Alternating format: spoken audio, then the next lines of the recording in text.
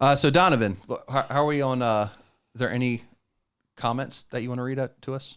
Yeah. Okay. So we're gonna get into some TikTok comments. At some point, the American people have to come together and say, "Hey, this is not working."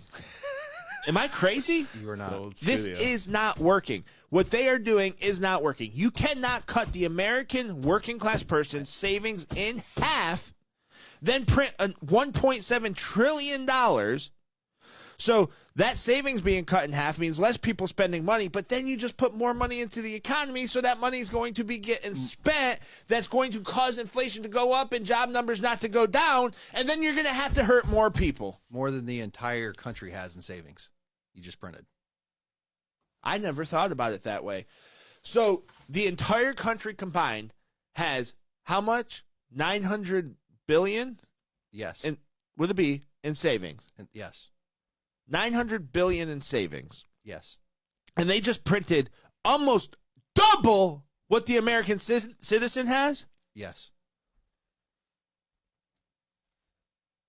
I just can't believe it. I was shocked. I forgot my reaction on that one. That was a while ago. How do you feel about that now? Do you feel like it's still the same, or? Oh, I'm just as pissed.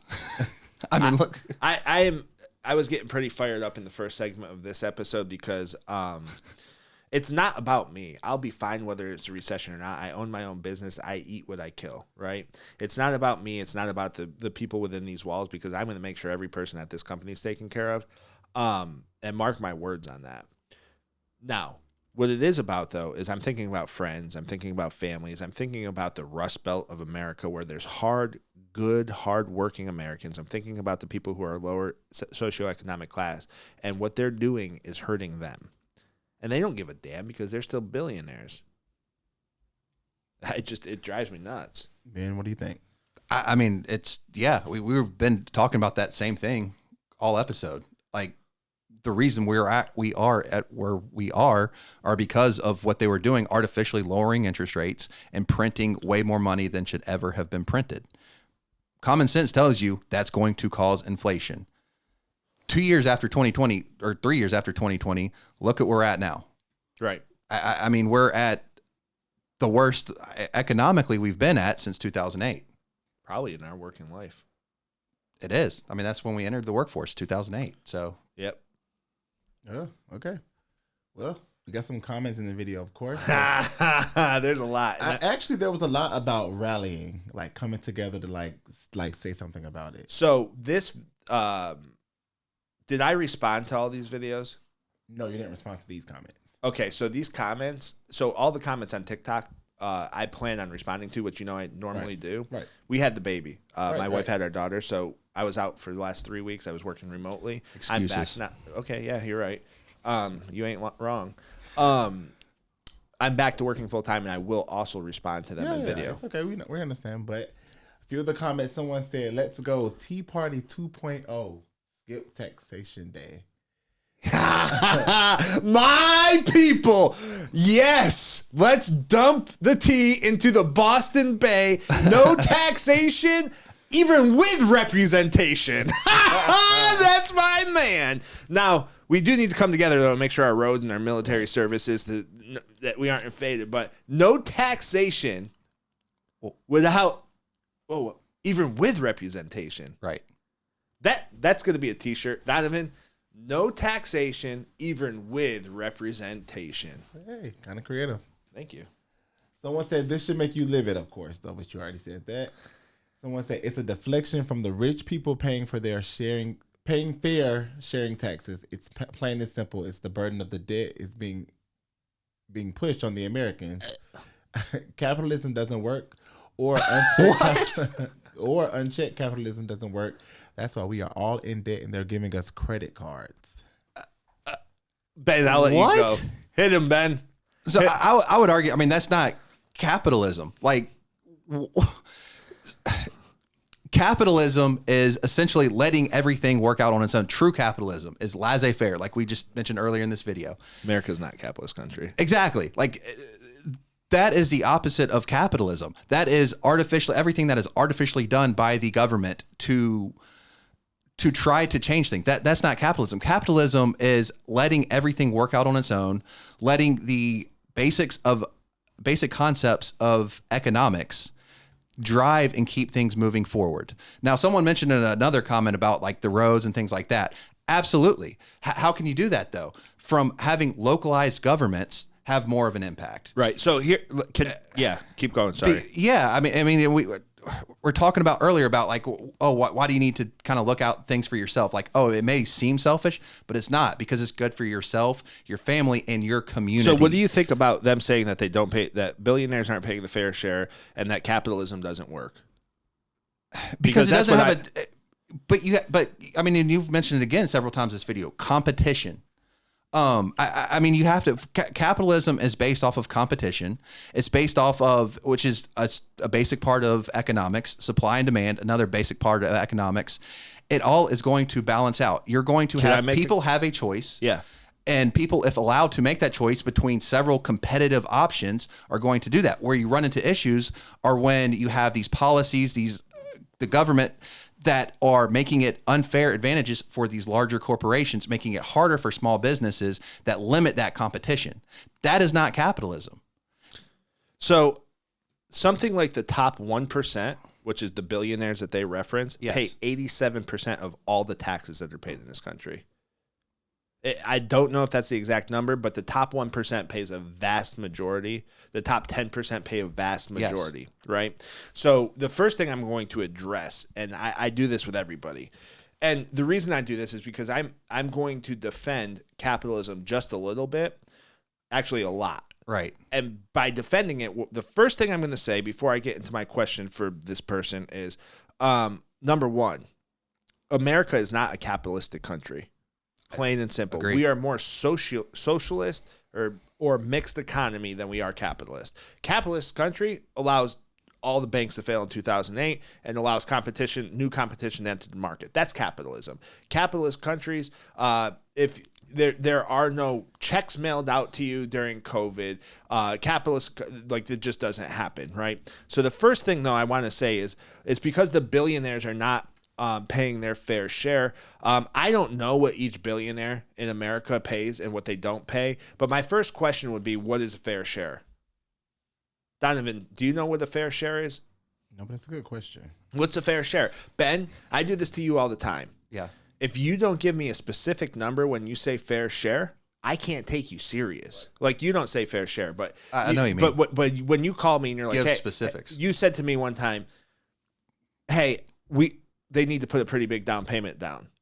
And I said, when we were trying to qualify someone, I looked at you and I said, that tells me nothing. Why? Because you didn't tell me how much the down payment has to be, so I can't go to the client with that. This person saying fair share, you just told me nothing. You didn't tell me what a fair share is. What is a percent of fair share? Now, also, when we're talking about fair share, those billionaires who created those businesses that other people are making money from that are getting taxed on, and they're paying employees health insurance. You know, we pay 82% of our employees' health insurance cost. Like, does that count towards the fair share? How about the tax revenue that's generated within the community because people like yourself or Sarah or Donovan now have money to go out and spend and buy stuff and go, not that Donovan drinks anymore, but get a nice margarita at a good restaurant. You know what I'm saying? Like, does that count towards a fair share? Because Donovan, when you go out and you spend the paycheck that you earn, that you get taxed like what, 8% on it? 8% sales tax. So does that count towards the fair share? So tell me what the fair share is, and then let's have the conversation. First thing is, America's not a capitalist country. It's more socialist or mixed economy.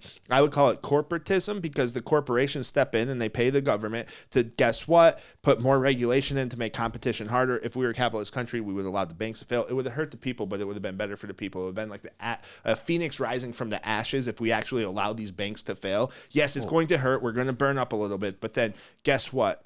It's going to create some strong people, and those strong people will survive, and they will come up and so we're like a phoenix. Read that comment again, Ben. I'm sorry, I'm not going to let you talk right now because I want to address the next point. So we got through. He said capitalism doesn't work. Unchecked capitalism doesn't work. That's why we're all in debt, and they're giving us credit cards. So the credit cards piece. Let's talk about this. So in America, what's considered low income in America is considered rich in the rest of the world. Now, somebody said on a different video, oh, okay, well, but it costs more to live in America. Yeah, maybe. But 3 out of 5 Americans don't have a budget, right? I would argue that when you create a budget, shout out to Dave Ramsey on this. When you create a budget, you're giving yourself a raise because you know where all your money's going. And I took this lesson from Dave Ramsey. Your money, your dollars, picture those dollars as little soldiers, and you want those little soldiers to work for you. But soldiers don't just start fighting the enemy, or the National Guard doesn't just go start saving the community in disaster situations. They need a general to tell them where to go, how to be uniform, and what to do. That's your dollar bills. So if you have a credit card, that's on you. If you spent on that credit card, that's on you. I'm sitting in the room with somebody who, to me, has shown he's extremely disciplined. I actually talked to Liz about this, who is now working 2 jobs. And not because we don't pay him enough, but because he's trying to develop discipline and do some different things. He borrowed a book from me. He's trying to better his life, quit alcohol. Not that he had a drinking problem, but he's being disciplined. Couldn't be more proud of that person. You're being disciplined. Couldn't be more proud of you. I'm being disciplined. Still not proud of myself because that would take away from who I am. I beat myself up, but we're being more disciplined and we're trying to better our lives. You have a credit card because you choose to have a credit card. You could go get a second job, pay off the debt.